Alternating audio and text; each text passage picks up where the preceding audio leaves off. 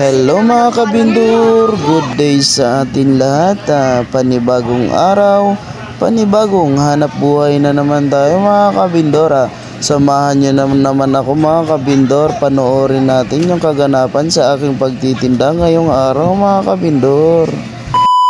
Hello mga kabindor, nandito na pala ako sa una kong tinatambayan sa terminal ng DLTV mga kabindor.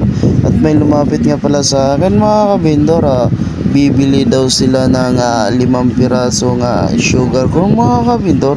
At ayun nga mga kabindor, kumuha na pala ako ng sugar corn 5 piraso mga kabindor.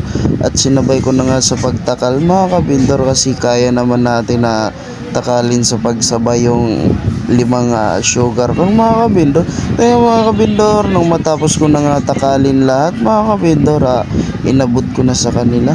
Nang mayabot ko na nga yung 5 sugar corn mga kabindor, may lumapit din sa akin mga kabindor at bibili din daw siya ng 1 sugar corn mga kabindor. Kaya mga kabindor, yan yung kagandahan dito sa pwesto na ito mga kabindor, kasi pag may unang bumili mga kabindor, sunod-sunod na rin yung bibili mga kabindor. Mga ilang minuto din ako nakatambay din dito mga kabindor, kasi medyo marami rin yung bumili sa atin. Sunod-sunod na rin mga kabindor. Kaya mga kabindor, nang matapos ko na nga takalin lahat, umalis na rin ako mga kabindor, kasi wala na rin bumili sa akin dito. Lumipat na rin ako ng ibang matambayan mga kabindor. At dito naman sa kabilang tambayan ko mga kabindor, lumapit sa akin sila ni nanay. Bibili daw sila ng 2 sugar corn mga kabindor. Mga kabindor, inisa-isa ko na nga lang sa pagtakal yung sugar corn na binili nila ni nanay.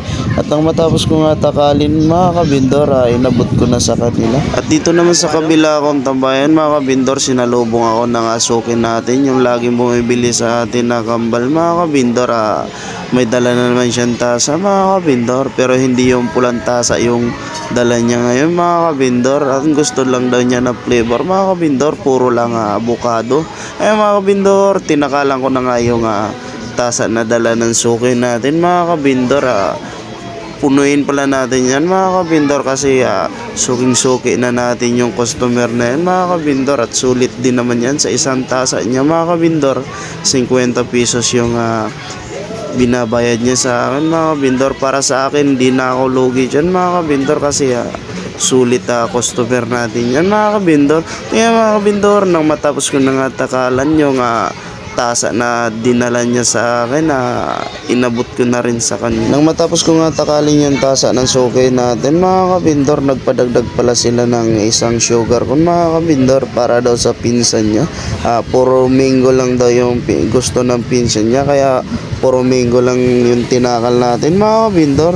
Nang matapos ko nga takalin yung sugar corn, inabot ko na sa kanila. Tumambay nga ako dito mga kabindor sa harap ng Treehouse Elementary School, at lumapit nga sa akin yung followers ko at nagpalagay daw sa kanyang binili na ice crumble. Palagyan daw niya ng ice cream mga kabindor. Syempre followers natin yan, bibigyan natin yan. At nang naglabasan na nga pala yung mga estudyante mga kabindor, may ilan nga rin pala yung bumili sa atin mga kabindor. Shout out po pala sa inyo.